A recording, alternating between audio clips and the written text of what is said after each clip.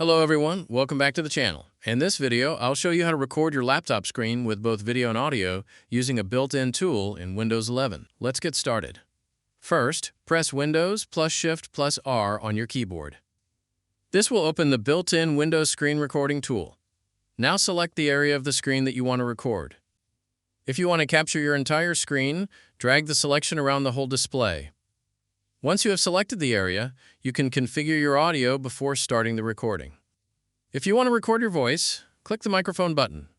Make sure the microphone is not muted. You can also enable system audio.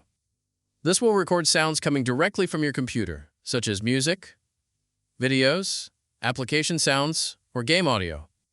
If you want both your voice and the computer's audio in the recording, make sure both options are enabled. Once everything is ready, click the Start button.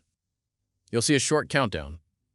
After the countdown finishes, Windows will begin recording the selected area of your screen. You can now perform whatever actions you want to capture in your video. When you're finished, click the Stop Recording button.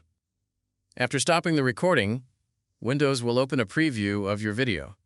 Click the Play button to watch the recording. If you need to remove unwanted sections or make other edits, click Edit in Clipchamp. Clipchamp allows you to trim the beginning or end of the video, crop the recording, and make other basic edits. Once you're happy with the video, click the Save icon in the upper right corner. Select your preferred folder and click Save. You can also customize how the screen recorder works.